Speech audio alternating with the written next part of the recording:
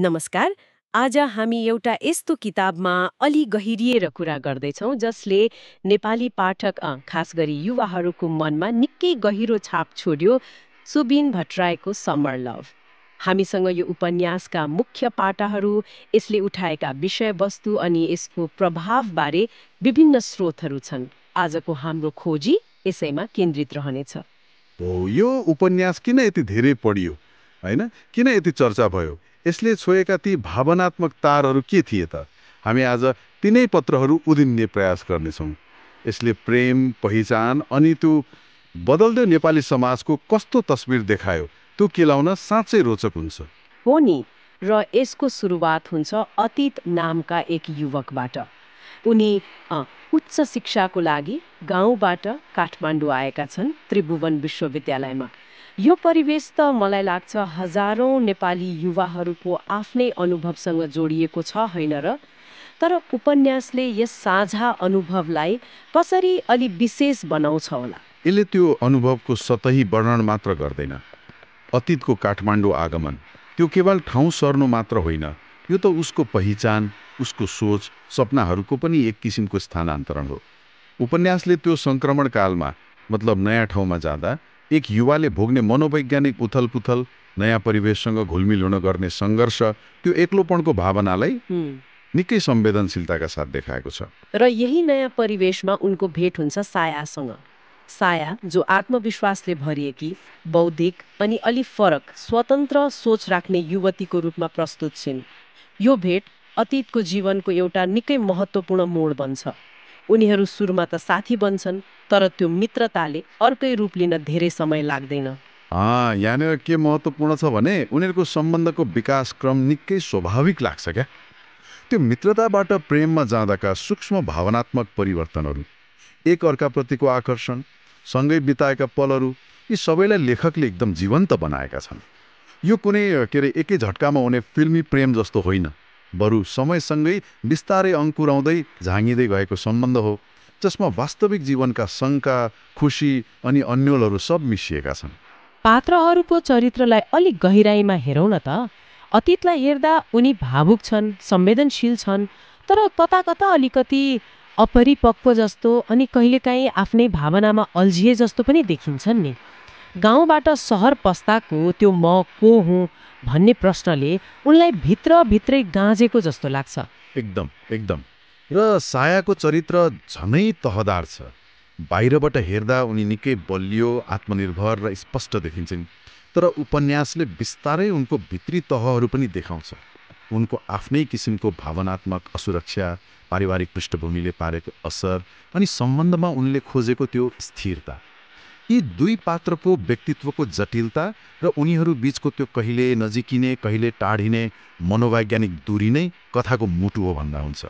उनीहरू आदर्श होइनन्, वास्तविक मान्छे जस्तो लाग्छन्, गल्ती गर्छन्, सिक्छन्। हो, पात्रहरूको यही द्वन्द्वले हामीलाई उपन्यासको अलि फराकिलो विषयवस्तुतिर डोर्याउँछ, जस्तो अतीतको त्यो व्यक्तिगत सङ्घर्ष, त्यो नयाँ शहरी समाजमा आफ्नो ठाउँ बनाउने, आफ्नो पहिचान खोज्ने लुप्तता निकै मार्मिक छ। यो केवल आर्थिक वा भौतिक सङ्घर्ष मात्र होइन, यो त मान्यताहरू, अपेक्षाहरू अनि आत्मसम्मानको लडाईँ पनि हो। र यो व्यक्तिगत लडाईसँगै जोडिएको छ प्रेम र समाज बीचको त्यो सनातन द्वन्द्व।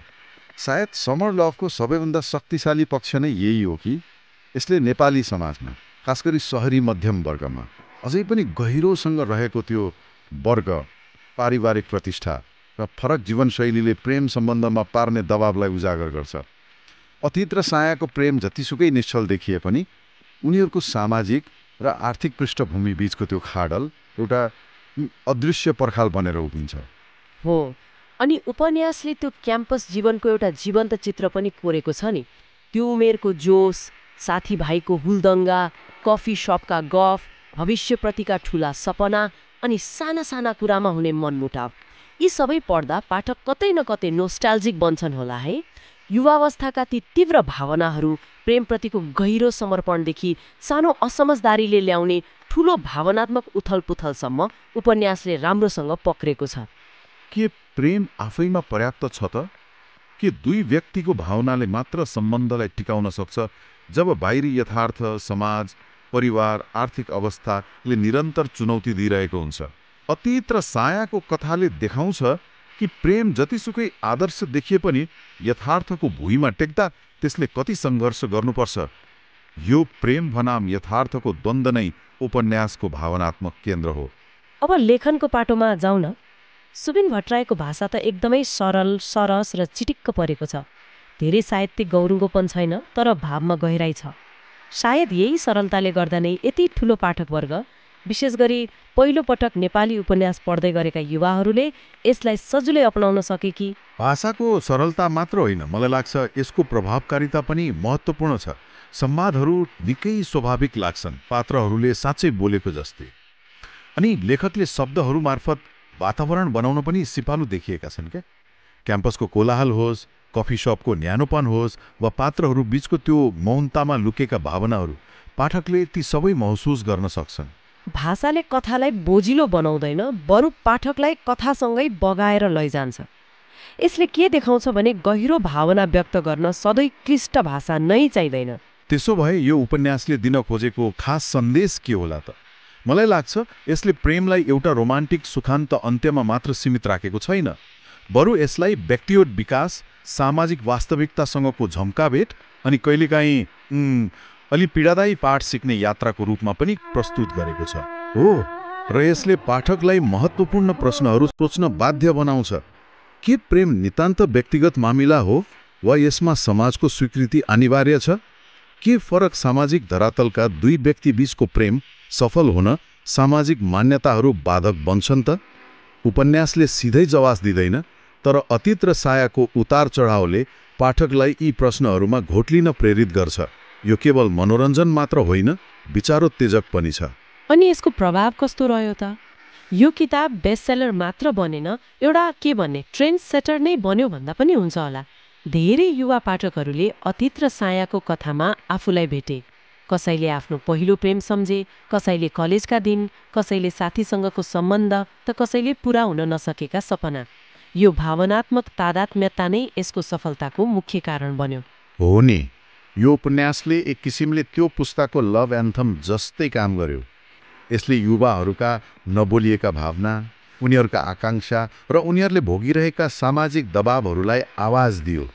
त्यसैले यो किताब पसलबाट किनेर पढ्ने मात्र भएन, साथीहरूबीच साटासाट हुने, उपहार दिइने र घन्टौँसम्म गफिने विषय बन्यो। यसले एउटा सांस्कृतिक तरङ्ग नै सिर्जना गर्यो भन्नुपर्छ। तर कथा जहाँ टुङ्गिन्छ नि, त्यसले धेरैलाई असन्तुष्ट पनि बनायो। समर लभको अन्त्य अलि अप्रत्याशित र खुला खालको छ। अतीत र सायाको सम्बन्ध के भयो, उनीहरूको भविष्य, यी प्रश्नहरू अनुत्तरित रहँदा पाठकहरूमा एक किसिमको अधुरोपनको भावना रह्यो।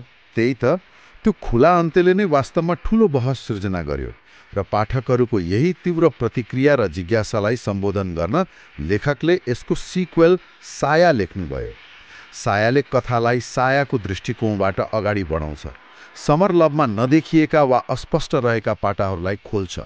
यसले अतीतको मौनता पछाडिको कारण, सायाको भित्री सङ्घर्ष र परिस्थितिको जटिलतालाई फरक कोणबाट देखाउने प्रयास गर्छ। भनेपछि सायाले पहिलो उपन्यासले छोडेका धागाहरूलाई जोड्ने प्रयास गर्छ। यसमा प्रेममा हुने त्यो असमझदारी, पश्चाताप र अन्ततः एक किसिमको स्वीकारोक्तिको तह पनि देखिन्छ भनिन्छ नि। के यसले साँच्चै कथालाई पूर्णता दियो त? त्यो त पाठकको अनुभवमा भर पर्ला।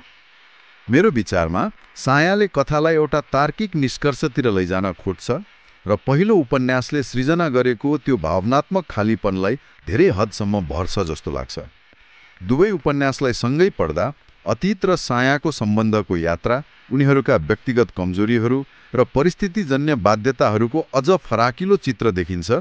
यसले प्रेम केवल मिलन मात्र होइन, बिछोड र त्यसपछिको जीवन पनि हो भन्ने यथार्थलाई स्वीकार गर्छ। त्यसो भए निष्कर्षमा के भन्न सकिन्छ भने समर लभ केवल एउटा औसत प्रेम कथा मात्र होइन, यो त एउटा पुस्ताको भावनात्मक उथलपुथल, सामाजिक सङ्क्रमण र पहिचानको खोजीको साहित्यिक दस्तावेज पनि हो। यसले समकालीन नेपाली युवा जीवनको एउटा महत्त्वपूर्ण पाटोलाई सफलतापूर्वक समातेको छ। निश्चय पनि, र यसको दिगो प्रभाव यसकारण पनि छ कि पाठकले यसका पात्र र परिस्थितिहरूसँग आफूलाई जोड्न सक्छन्। आफ्ना बितेका अनुभव, नमिलेका सम्बन्ध, अधुरा सपना या त्यति बेला मैले यस्तो गरेको भए भन्ने भावनाहरू कतै न कतै प्रतिध्वनित हुन्छन्। यो उपन्यासले पाठकलाई केवल कथा सुनाउँदैन, उनीहरूको आफ्नै जीवनका पानाहरू पल्टाउन पनि उत्प्रेरित गर्छ। हो, यसले हामीलाई सम्बन्धहरू, हाम्रा भावनात्मक निर्णयहरू र समाजले हाम्रो जीवनमा पार्ने प्रभावबारे फेरि एकपटक सोच्न लगाउँछ। प्रेम र सम्बन्धलाई हेर्ने हाम्रो दृष्टिकोण कस्तो छ? के हामी अतीत र सायाले भोगेका द्वन्द्वहरूबाट केही सिक्न सक्छौँ? यी प्रश्नहरू पाठकको मनमा रहिरहन्छन्। र अब एउटा अन्तिम विचार छोडेर जाउँ न त। आजको समयमा जब समाज अझै तीव्र गतिमा बदलिरहेको छ, संसार यति सहज भएको छ र सायद सम्बन्धका परिभाषाहरू पनि फराकिलो बन्दैछन्, के आजका अतीत र सायाहरूले पनि उस्तै सामाजिक र भावनात्मक द्वन्द्व भोग्नु पर्ला? वा प्रेम र यथार्थ बीचको यो सङ्घर्षले नयाँ रूप लिइसकेको छ? बदलिदो परिवेशमा प्रेमको यो कथा कति सान्दर्भिक रहला? यो साँच्चै सोचिरहन लायक प्रश्न हो। निकै सान्दर्भिक प्रश्न। आजको लागि समर लभ माथिको यो विमर्श यति नै गरौँ। आशा छ प्रेम, सम्बन्ध र सामाजिक यथार्थका पत्रहरू उधिन्ने यो प्रयास तपाईँहरूलाई मन पर्यो। हो, यो कथाले उठाएका मुद्दाहरूले हामीलाई अझै पनि घोट्लिन बाध्य बनाउँछन्। अर्को पटक फेरि भेट हुने नै छ, सायद नेपाली साहित्यकै अर्को महत्त्वपूर्ण सिर्जनाको गहिराईमा डुबुल्की मार्दै। त्यतिन्जेलसम्म पढ्दै रहनुहोस्, सोच्दै रहनुहोस् र जीवनका सम्बन्धहरूलाई नियाल्दै रहनुहोस्। धन्यवाद।